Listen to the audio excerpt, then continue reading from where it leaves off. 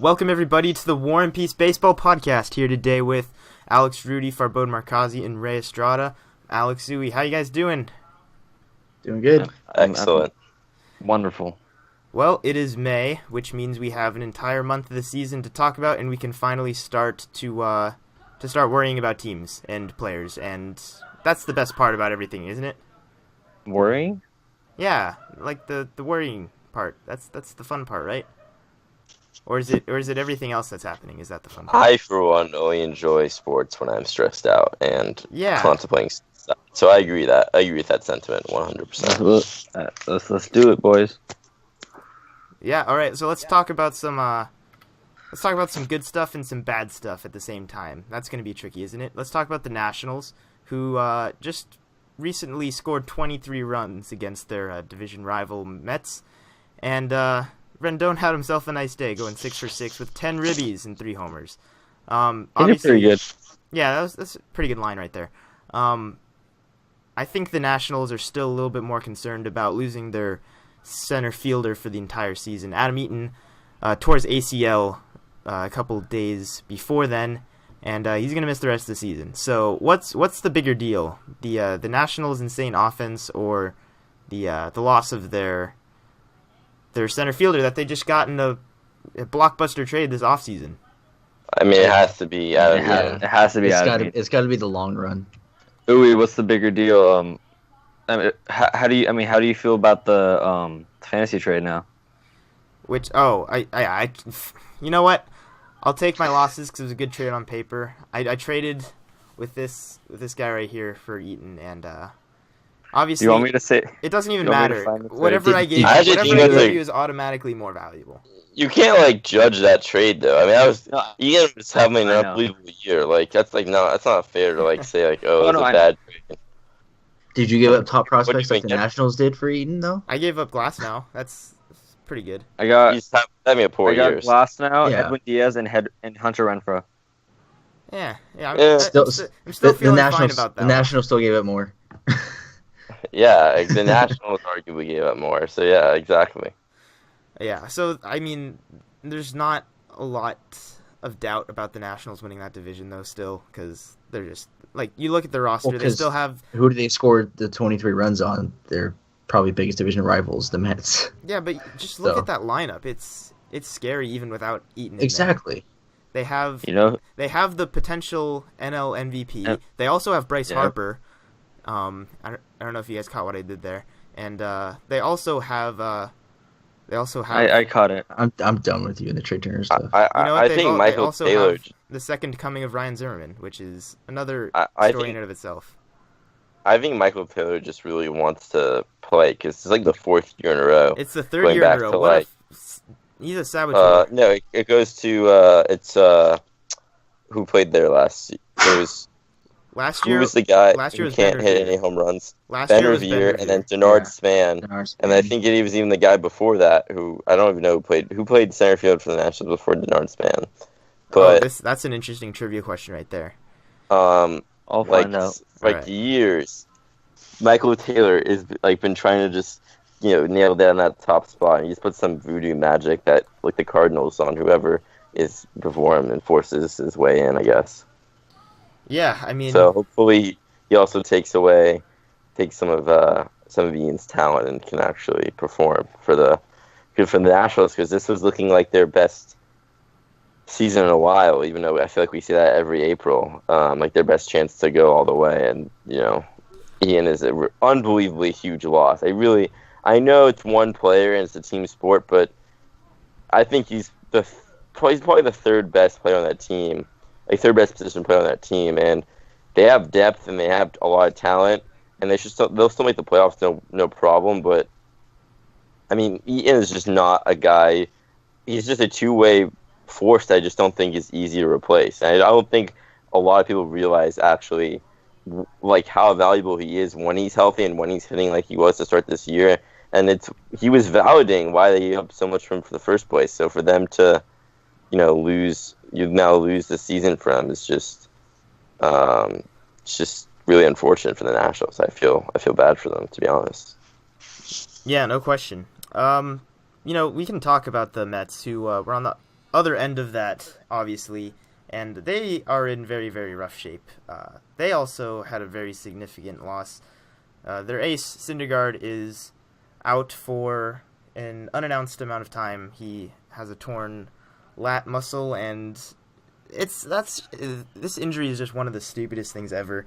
Comes out of his he gets scratched from a start with some. No, he came out of the game. Did he come? Right? Yeah, he exited. Yeah, he another came out of the game. Yeah, had some sort of what was it, bicep discomfort? He called it, and he refused to get an MRI because he said he knows his body and that he knows he's going to be fine. That's basically what he said, and the center fielder. Sorry, before Denard Span was Bryce Harper.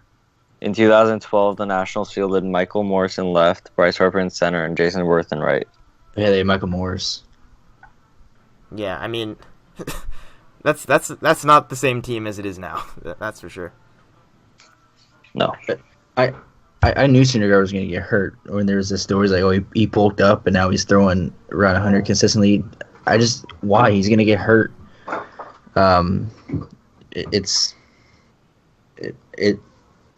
I was not surprised when I saw that news. Yeah. All right. Well, so the Mets are in rough shape in pretty much every other aspect of their game, except for Michael Conforto, who is obviously enjoying April as he did last year. So we'll see. I bet you are keep too. That going. Oh, I love Conforto. I always have. And You're that's probably no secret. I'm finally right. No, because I said that last year, and I was Byron Buxton. I was horribly disappointed last year when the Mets just stopped playing him altogether. So I'm not gonna assume anything about Michael Conforto's playing time with the Mets. I'm done doing that because they're freaking idiots over there. Yeah, so let's keep it going here. Let's talk about the West Coast of things here. The Dodgers over the weekend had one of the craziest comebacks that I've seen in recent history. Went back to back in the ninth, Mancrush, and then Cody Bellinger. Is this your first official man crush that you've had on this podcast? Yes. That's some high praise right there. I think you're very I think you're finally someone else has a man crush. No, I know you guys have them. I just know you're too secretive about them. But this guy's the real deal. Yeah, bro. Cody Bellinger is insane. Except he's gonna be sent down too. No, he's not. He's not gonna get sent down. Why? What reason do you have to say that? What evidence shows that the Dodgers do that? I read something just recently that what's his name? Manager Dave Roberts said that no matter how he's doing right now, it doesn't change that he's going to be sent down once. Is it Peterson that comes back? I don't see that though, because the Dodgers don't do that with their young players. I mean, I think whenever a guy who's providing for his team like this is playing like this, I don't think you send him down. But that's the Dodgers. I actually think. Oh, go ahead. Sorry. I think he's earned the right to stay up, but him being sent down isn't the worst thing because he's still transitioning to the outfield. So if that's their biggest concern, granted he's solid there, but I mean if they want to get him more time and they had a solid core of the three, Peterson, Toles, and Puig, but when Peterson comes back, it's a logjam there, and Bellinger might be that odd guy out. I don't think that they're gonna say publicly yet if they were willing to keep him up, just because I think it puts a lot more pressure on him as a player if they just announce so quickly that he's gonna be up for the rest of the season. I think personally, just mentally, I don't think they're gonna make it clear this early onto his career up in the majors that he's just gonna guaranteed stay up the rest of the year. I think I know uncertainty can be bad, but I think for someone like him, where there's not really any uncertainty about being a major league player, I think it's better just to kind of keep away distractions about being on which roster he is, out of his head, and just keep him playing every day in whichever situation they think is best. Bottom line is, no matter if he gets sent down or not, even with this small sample size, we've seen what this guy is. This guy's the real deal. The potential's there and the talent's there too. He just, like Ray said, he's just growing into the outfield, and I mean, I have no doubts that he can play the outfield, and I'm just excited. First Mancrush, really. It's exciting times for the Dodgers. Please don't give him the Conforto treatment. That's all I can say about that. Let's talk comebacks. Let's talk more comebacks. I don't think they're going to give him the Conforto treatment. It's just that he's different. We'll wait and see if they give him that, but no, Conforto's in a lot more return playing time than Bellinger has so far. Oh yeah, I mean they're different cases altogether. Let's keep talking comebacks because the Yankees, that was insanity. 8-run comeback against the Orioles, and you guys just had to one up the Angels. That included a Jacoby Ellsbury grand slam of all things, and that's all you can hope for from Jacoby what year Ellsbury is you get one big hit out of him every now and then it's 2013 again. It convinces you that you're that the contract's worth it. It's games like that. But on another note, the Yankees. Please don't lie to yourself. What? No, I mean I'm allowed to have my happy moments with Ellsbury. Come on. You just said the contract's worth it. No, I said it's plays like that give you hope that maybe the contract will be worth it. I didn't say that it is, but we're 4 years into the contract. Let's talk about what makes me happy about the Yankees. Let's talk about Aaron Judge and whoever else. Didi Gregorius coming back off the disabled list. These are things that make me happy. Why can't I just be happy about the Yankees? God. I mean, I know we talk about the Yankees every single week, but it's because their play has warranted it. I mean, I think they're 14-3 in their past 17 going after tonight, which is just a ridiculous run. And it's even more impressive when you think about it that they've mostly played the AL East, the Pirates, and I think one other non-AL East team that is escaping my recollection at this moment, which is like the White Sox. Okay, so the White Sox are not a good team, but excluding them, that's a pretty. I think it's a pretty hard schedule to start the year with, personally, and to do so well with such a young core and so many guys coming off bad years or injury prone, recent seasons it's very refreshing. And Aaron Judge is my dad. That's all. I'll just leave it at that. Is he your man crush or your dad? Yeah, Aaron Judge is my dad man crush. Ooh, that's a new one. That's incestuous. Yeah, but I can get on board with that. He just pushes the boundaries that much with when he's hitting home runs as far as he is. I think that's completely fair. When he guns out players fucking all the way across the field from the right corner to third base without even breaking a sweat casually, I think he can warrant that kind of affection. Dude hit the hardest home run of the StatCast era this year. He hit like 119.4 miles an hour. It got out. It was a low home run too. That was, I get goosebumps when I talk about him. He's the kind of athlete that I think unfortunately doesn't play, just isn't like brought to baseball as much as they would have in previous generations. But they're very refreshing to see when they can play, when they are in the MLB. Because better or worse than Stanton? It's why April. ruin him by comparing his first full month in the Major League? Because you guys brought this up a couple weeks ago. I didn't say Stanton. So I'm just bringing this up. I mean, I would say broadly, yes, they're comparable players because they're huge. I think they could be very comparable players. Judge has sample size is too. Yeah, sample size is too small. Yeah, way too small of a sample size. They're both man crush material. Sorry, I just had to mess with you guys with that. Yeah. Hopefully he's not as injury prone though. Oh yeah, he better not be. So no matter what kind of athlete that MLB is bringing in, one thing's for sure, they're all hitting for power now. That is guaranteed because there have been more homers hit again this year than there were last year. There already have been 863 home runs in April alone, compared to 760 last year, which was also on a record-setting pace. So that is not an insignificant increase. And, we keep talking about the three true outcomes: home runs, walks, and strikeouts. And there's a lot of strikeouts, but, the power numbers are there, and it's not it's not bad for baseball. People are concerned about it and wondering, what this is going to lead to.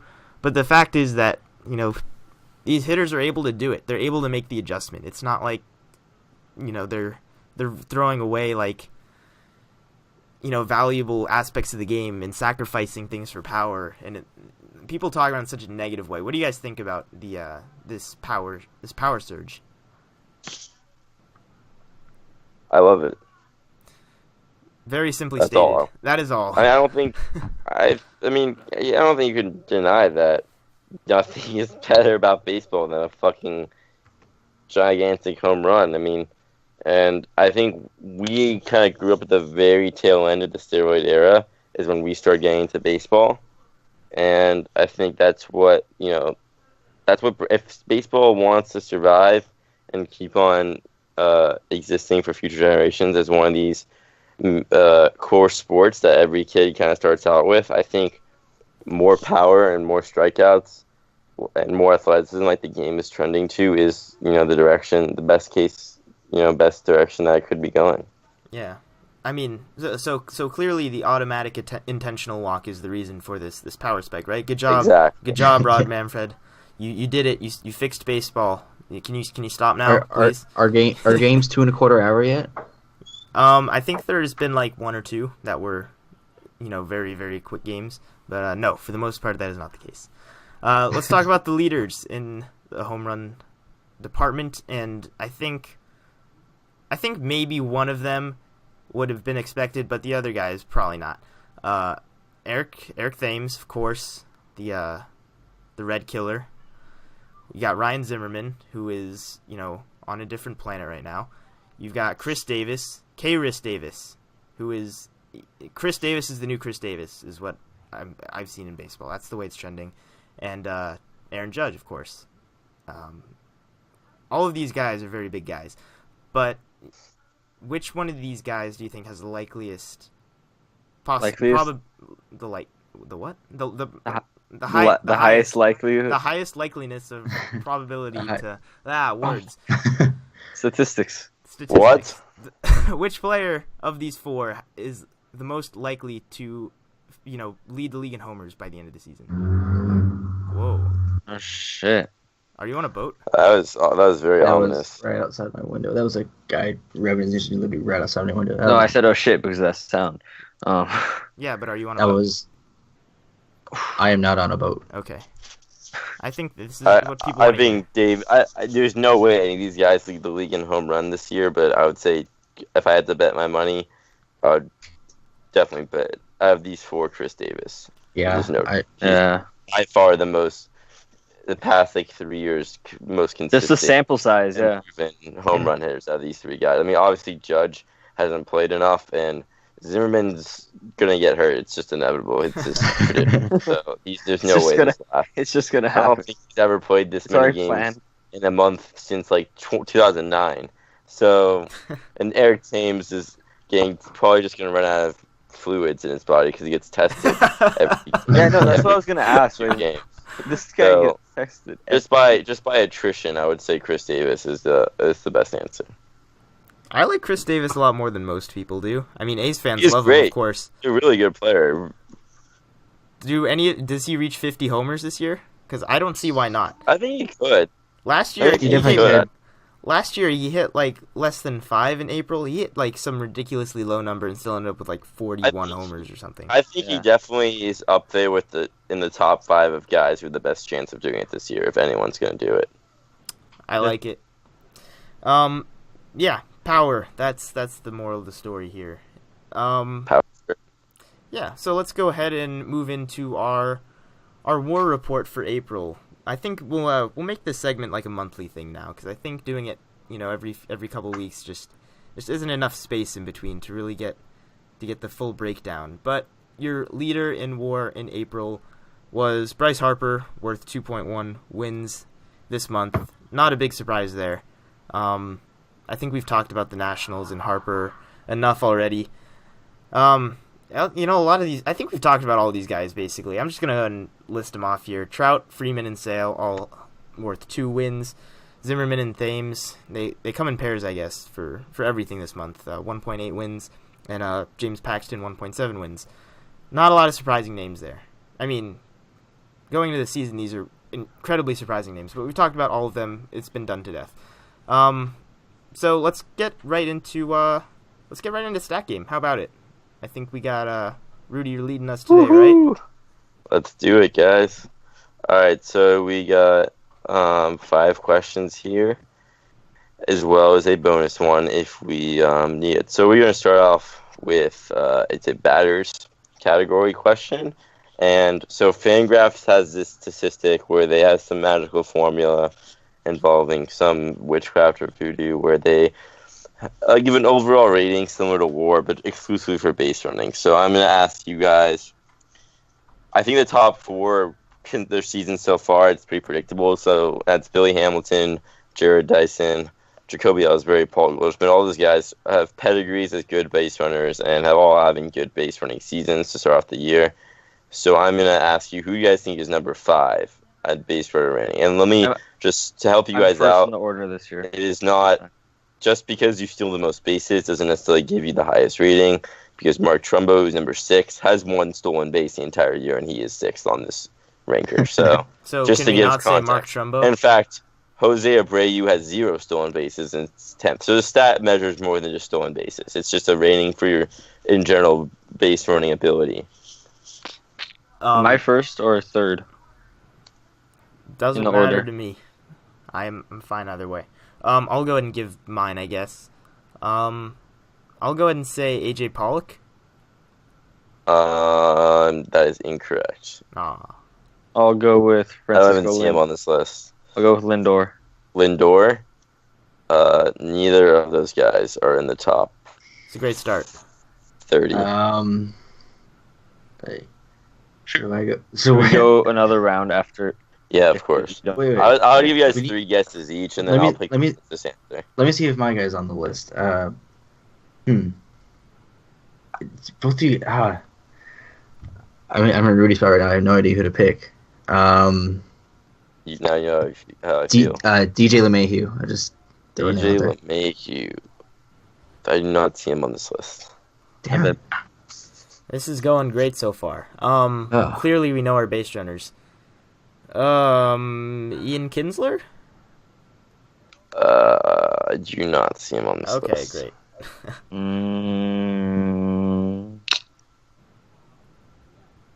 Bryce Harper. Nope, not on this. None of these guys are in the top 30. Perfect.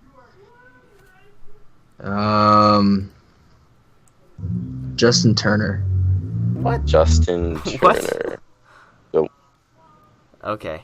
Do we even want to do one more guess? Yeah, we have one more guess. Yeah, just try. I'll get to the closest ones. And okay. Yeah, so just some of these, the majority of these guys do steal a lot of bases, and then it's mixed in, sprinkled in guys who are just, I guess, are just apparently smart base runners and just make good decisions. It looks like. Okay. Yeah. Okay. But there are some big name players on this list, and there are some guys who that are like decently obvious.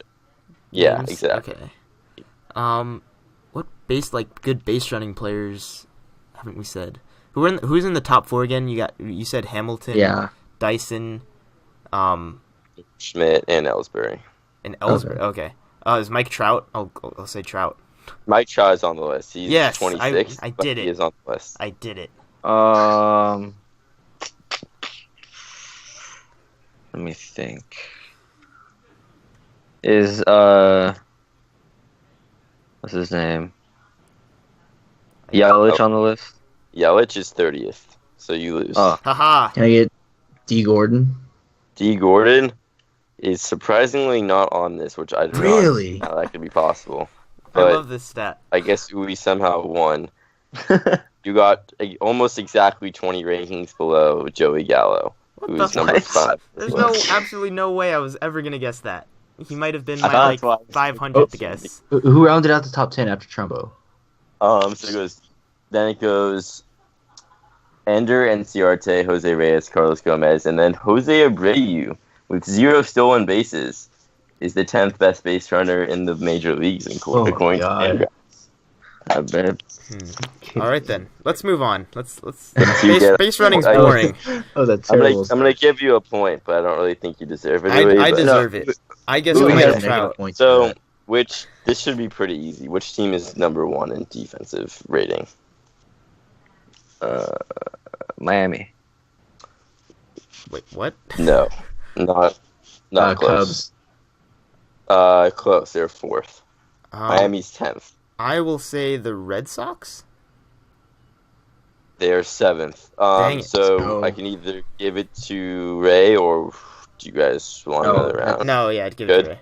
No, that's fine. Who's the number 1 though? You said it was Royals are first, which is that's not that obvious because they have the worst record in baseball, which apparently defense doesn't really contribute that much to winning in April, I guess. Yeah, I mean, I guess that's the moral of the story. Defense is not important. Which pitcher has the highest left on base percentage in the league? Ooh, shit. I'm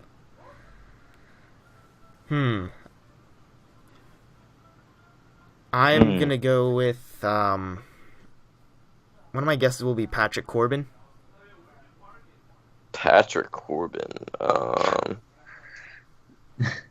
I don't really see not him a good in response. top 30. Okay, all right, fair enough. But actually, and I'll give you credit, that might have been a good guess just out of nowhere. But well, he's not.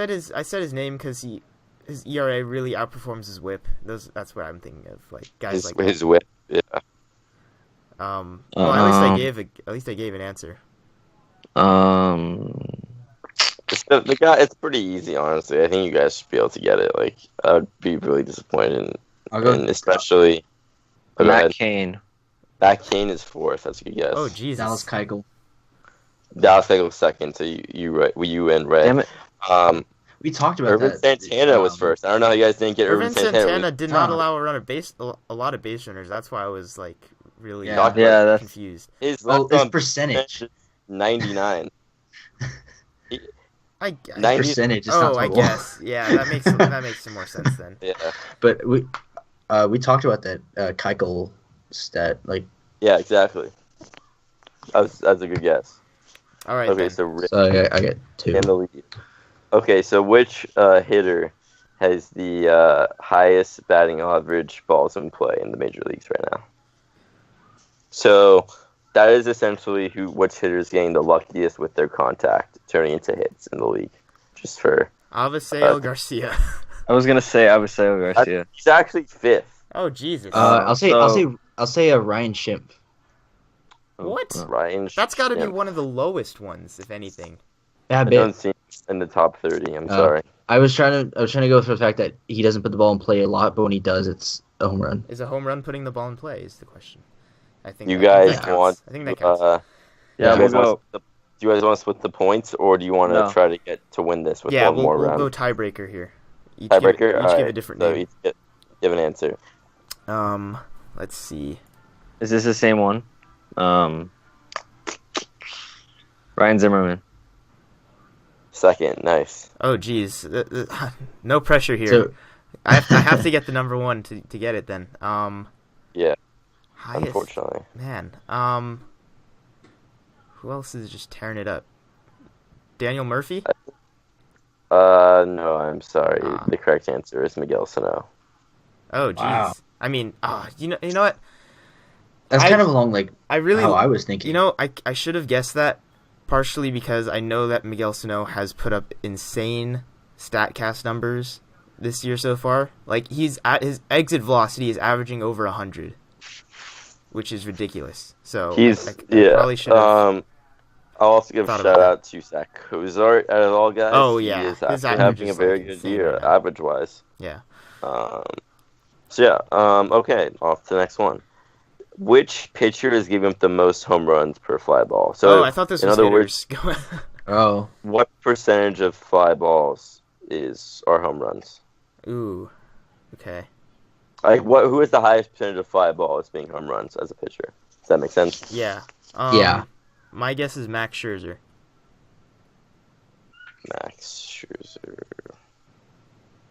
I don't think he's on this list. I am not good at this game. Kent Maeda. That's a great guess. He's 16th, but okay. My guess is he's surprisingly low, but that's just. But maybe he might give up a lot of fly balls that it's are just because home runs. Jared Weaver's third, Farbo wins. It's because the guys who are at the top or their rates they're averaging are absurd. Because Tyler Chatwood is first. He's averaging 30. It's 30%, which is one every 3 fly balls to the home runs. Absurd. Well, yeah, I mean, you got to think like normal ground ball guys. When they do give up fly balls, they often are home runs. Yeah. So Farbode, I think you tied. I think you won Farbode actually, right? No, I have 2. I have 2. So okay. Good thing I have my tiebreaker. You can participate as well. I guess you can't really thanks. win, but you're more than welcome to give it a try. Oh yeah, sure. Just happy to be here. Which team has the third highest wins above replacement? Why third? Third. Can we just? Because it's very surprising. Is this O-War? What? I think it is. Can we just guess the top teams? I mean, why does it have to be the third team? Fangraphs is very confusing. Is this offensive war? Well, it's weird because I'm in batting under team stats, but they also offer defensive war as a stat. But I'm guessing. I'm assuming. It's anybody's guess. This is just overall war. All right. I think the number one's really easy. I don't. And number 2 is really easy too. Yeah, I don't know. There's no point in that. Give us 1 and 2, and then number 2 is the Yankees. It's pretty. It's not surprising. I didn't think that was worth really asking. Okay. Fair question. This is tricky.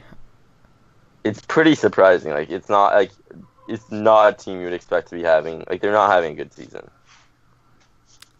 I will say the Mariners. That was a good guess, but they're 6th. That was a great guess. All right. I had a good guess in the mix there. Yeah. No, that's my answer doesn't matter anyway. Apparently, because I'm just garbage at this game. I